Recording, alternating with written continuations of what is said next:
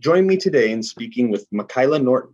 Ms. Norton is currently finishing her bachelor's degree in biochemistry at ASU. She aspires to change healthcare for the better, inclusive of advancing cannabis science and integrating therapeutics into traditional medicine. Please listen in to hear thoughts from a woman who's passionate about the science of what we put into our bodies. Here we go. Hello, everybody. This is Zach Knapp, and I'm here today with Makyla Norton. Makyla Norton is a biochemistry grad student at ASU. Beyond that, Kayla, would you tell us a little bit more about yourself? Absolutely, sir. Thank you so much for having me, Zach. My name is Makyla Norton. Most folks call me Kayla. And I'm actually just an undergraduate student in the biochemistry program at the School of Molecular Sciences at ASU. And I'm really lucky to have gotten a chance to do a small research project on the medical marijuana program here in Arizona on the medical patients. Oh, wow. Right on. That's beautiful, since we're here today to talk about drug policy reform. In your opinion, why do people change their consciousness despite knowing that what they put into their bodies might be harmful or illegal, or both, or neither? That's a great question. I think people change their consciousness just simply because it's human. Humans crave experience. I think something we've witnessed all this past year of having to change our way of life and perhaps limiting the types of experiences that we could have. Folks want to, we want as many experiences as we can, and sometimes consuming a substance can change the experience of something perhaps even just as ordinary as a day-to-day activity. So I think it's just part of the human condition. And risk-taking is also, I think, something that's just part of human nature, and curiosity. If something's perhaps risky, we want to see for ourselves, okay, how much risk can we get away with?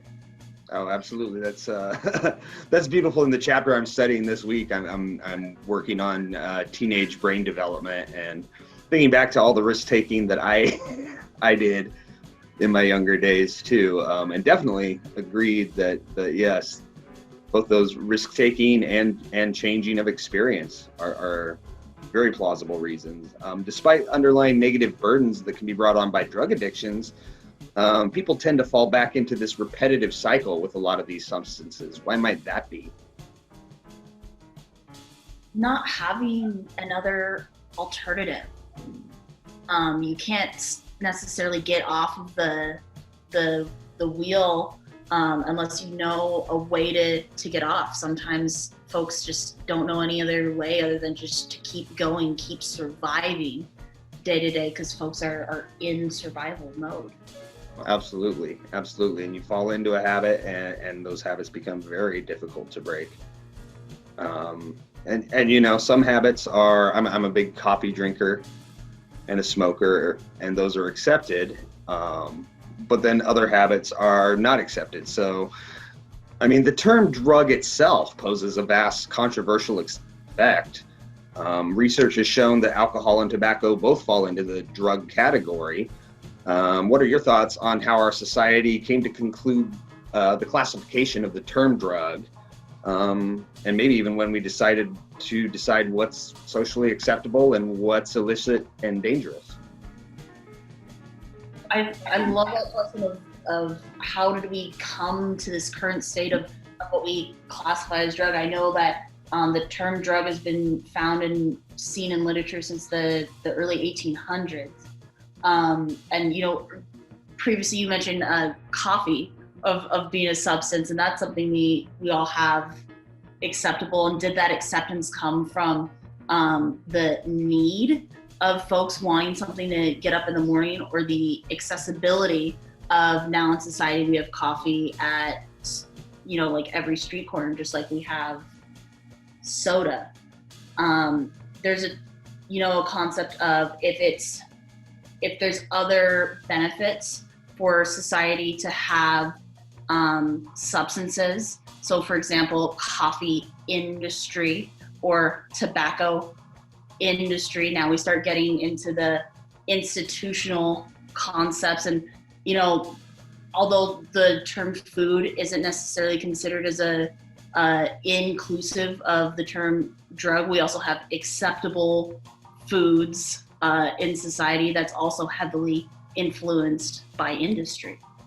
Oh, certainly. I know coca has very different native uses where it's farmed and ritual surrounding it, as opposed to the industry of taking the cocoa bean and adding the sugar, which could be classified as a drug, and milk, and this whole industry of chocolate that we all love and the chocolate industry. Only condemn ourselves when we compare that to, say, the industry of beauty. Oh yes, and the consumerism of all that. Absolutely. Let's see. So my next point, or my next question, my research showed that the Controlled Substance Act of 1971 created our current policies. What have you seen as some of the pros and cons of our current system of substance abuse control? I will start with the pros. The retail experience of, when a consumer does go through all the hurdles of healthcare access and they have the prescription and they're going to the pharmacy and they're lucky enough where it's, can get paid for at least a reasonable part by their insurance, there's a level of confidence that, okay, what you're getting in this container and packaging with its specific labeling, it comes with instructions.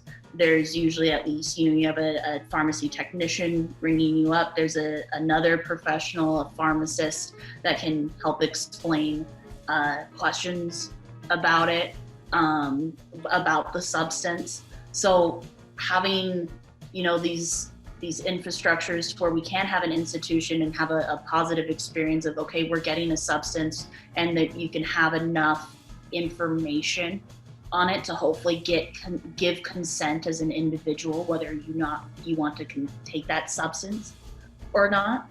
I do like some of those formal aspects that we have in our retail environment, so to speak. I love that, if there's a family member in the same household, you can get a prescription for someone like in your house, and making sure that, caregivers like in the same home.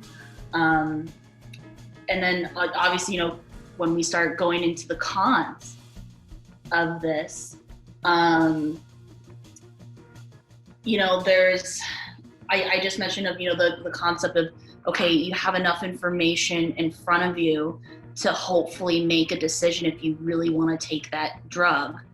And all the points of the healthcare consumer getting to that decision point of, okay, do I put this pill in my mouth or not, or do I consume this drug in whatever various form that it's in, what contributed to the information that's available for these healthcare consumers, and how much profit was at stake of how much information do we need to give to consumers. Because if we educate consumers about the risks of these products, substances too much, the consumer may be too scared to actually purchase and consume, and then repurchase the prescription again and stay on that prescription. So that whole infrastructure, and okay, it took so much to create this retail environment, and perhaps all the influence on maintaining that really nice retail pharmacy environment. I worry about, how much that information that the consumer gets, how much bias goes into that information, and that bias coming from how much is needed to maintain that whole infrastructure of the healthcare system. Yeah, definitely economics are a huge factor there. And certainly information is a huge thing. If you look at the opioid epidemic that is gaining all the headlines right now, definitely people do feel safe walking into a pharmacy, getting their Oxy, in a well-known guaranteed size and dosage, as opposed to finding someone in an alley who is slinging heroin that you have no idea what is in. But either one would kill your pain, but definitely the safety is a huge pro of policy and drug control. Yes, and the adult, I had to add one more thing of the adulteration of, getting something on the street corner, even if it is a pharmaceutical. There's so much counterfeit. Yes. From that professional, that clinical pharmacist or pharmacy technician that may cost a lot of money, and that whole pharmacy costs a lot of money. At least there is some validity that you are getting what you're getting. Absolutely. So pharmacies and manufacturers definitely benefit from criminalizing drug use. Consumers benefit through safety. Who else might benefit from the criminalization of all drug use? Goodness. You can't really talk about this without going into, I guess, the whole institutions. And some of our biggest mental health facilities in our country are also our places of imprisonment and incarceration. So a lot of folks that are, in and out of jail systems also get put on a medication while they're in jail. So how does, the healthcare reimbursements work for a healthcare patient consumer that's in prison versus out of system, and what do those healthcare reimbursements look like? And is it more profitable for an individual that's in the prison system to be on these medications? Is someone more likely to be on these medications if they're in an incarcerated state, perhaps even just from the nature of, a person doesn't have as much freedoms, and perhaps they're more prone to not being as mentally healthy as someone out that has those freedoms, and it might leave those individuals vulnerable to being in need of a prescription. Oh, absolutely. I was actually listening to something today, podcast, that they were commenting on the difference even between being in a prison system and being committed to a mental institution. Where in the prison, possibly they're going to give you some sort of substance to quote unquote rehabilitate you, as opposed to a mental hospital. You've got to take the drugs that they give you if you have a chance. If you have a chance of recovery, even, you have to take the drugs they give you. And then some people are maybe never going to get out of the mental institution and are constantly funding drug producers and the big system that benefits from that. And then I saw another report. The National Institute of Health reports that over 50% of U.S. prisoners meet the criteria for substance abuse disorder. The Department of Justice reports that recidivism for drug offenses is over 60% of drug-related addictions. Can you think of any alternative policy models that might improve these numbers? Wow. When you talk about alternative policies, do you mean in terms of how substance use disorder is treated from a healthcare standpoint, or are you talking about our prison system? Boy, this is such a multifaceted topic. I realize that these are both huge. So let's start from a treatment standpoint. If people are being convicted because of addiction problems and they're not solving these problems, they're just ending up back in prison. What something in the system is broken. How can we possibly fix that?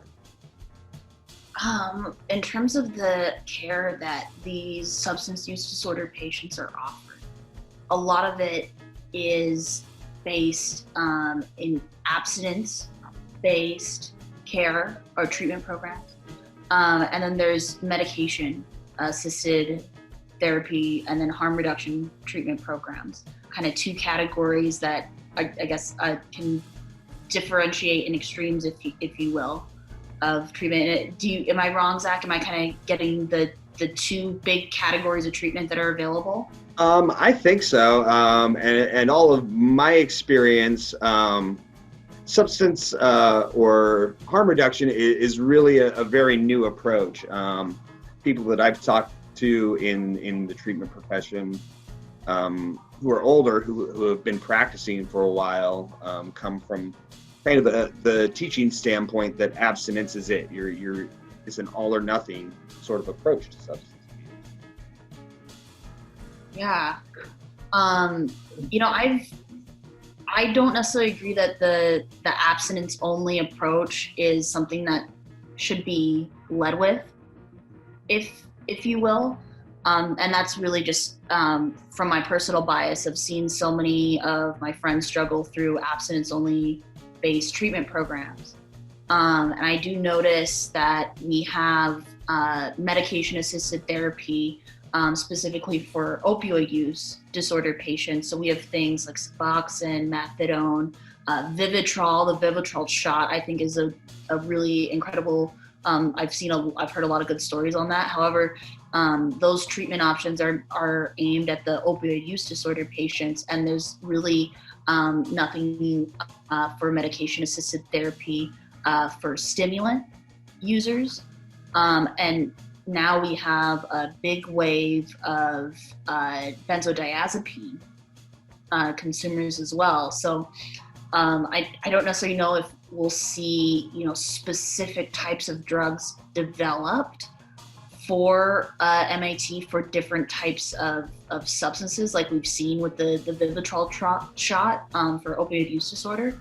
But I do think that the other groups of substance use disorder patients that aren't just classical opioid only use disorder patients are being a little bit left behind, because we had such an investment in the opioid crisis, if you will, but we have other crises, and not every substance use disorder patient is an opioid consumer, even though many are. And it also brings into the poly substance users that have dependencies on, there's so many folks that I've met that, are very in depth in the drug world, and it's kind of a minority I've seen of folks that just use one substance. If someone's putting a needle into their arm, they're likely doing both heroin and meth from what I've seen in my community growing up in college. So I think that's also why maybe even just MAT for one substance, when a lot of folks are polysubstance users, maybe those numbers could be improved if there was MAT for multiple substances. I know I'm kind of brainstorming and being theoretical here with you, Zach, but that's fantastic. Thank you. But those numbers of just, the 50% criteria for substance abuse disorder, is that inclusive of, you're the psychology major here, Zach, so I haven't looked too closely at the criteria for that of, could that include an individual that perhaps consumed cannabis socially a few times, and in their interview in jail they tell the social worker, intake worker that, and then they're deemed as being eligible for SUD? How does I would more info on that.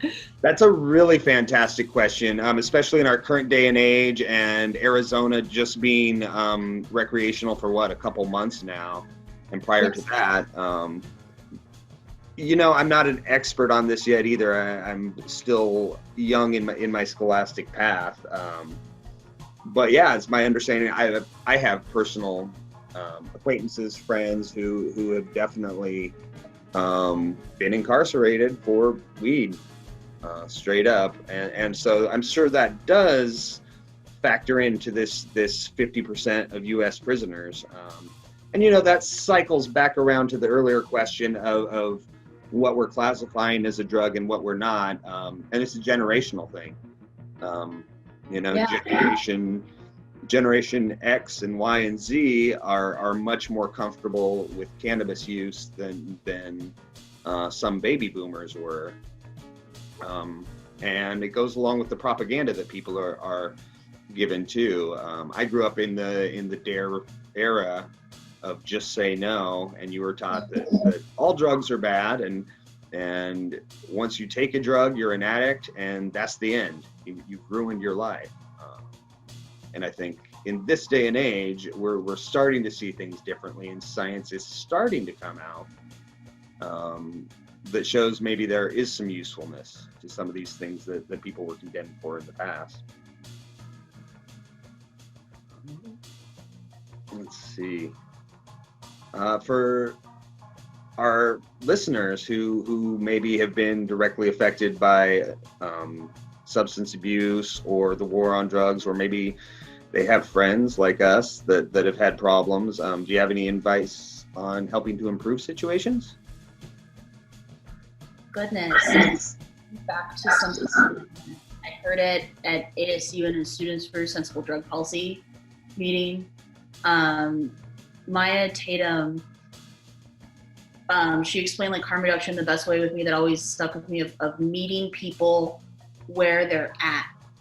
And I just take that simply of going, how do I help support this person and getting back to their day-to-day activities and life, and simply just asking the person, how can I be there for you, and listening, and almost like thinking of it as the best treatment for substance use disorder is just love and offering love in any way we can to humanize each other and the suffering that everyone goes through, whether or not you directly have substance use disorder, you're a family member or a friend or a relative. So I guess just, and then trying to make yourself available for if that person is not ready for a next step that day, or maybe even in that hour, just say, okay, just, call me back, or call me in an hour and tell me how you feel, and let me know when you're ready to go a little bit further, to do that activity, or to go out to lunch, or whatever it may be, to help go in the positive direction.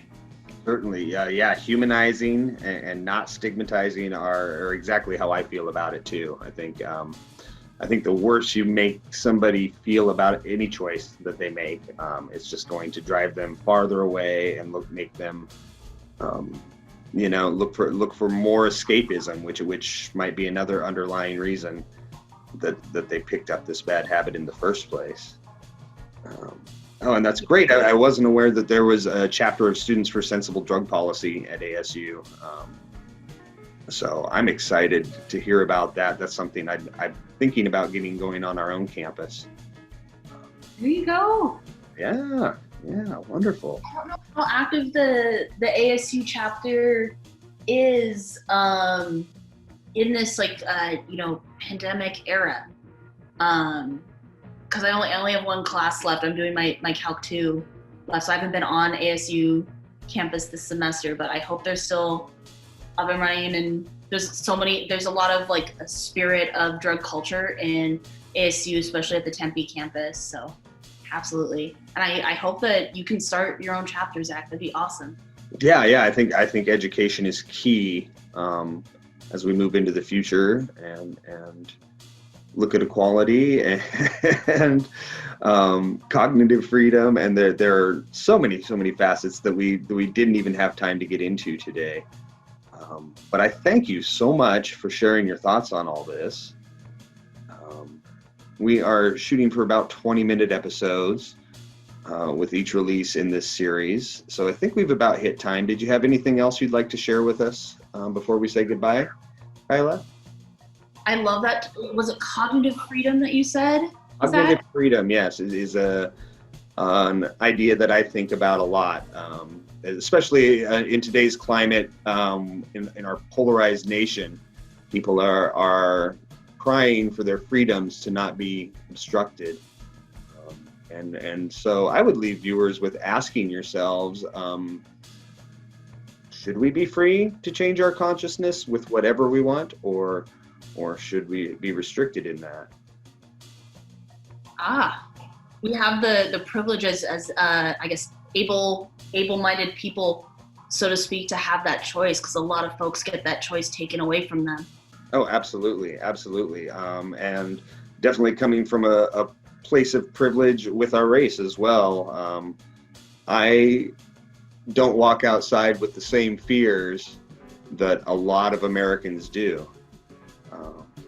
Yes. Wow. Zach, thank you for all of your incredible questions. I really love what you're doing, and I can't wait to see what your other episodes bring. Awesome. Thank you so much, Kayla. I hope we get to talk again in the future. Until the next time, have a beautiful day and good luck with your final calculus and the rest of your path. Thank you, sir. You as well. Bye-bye. Goodbye.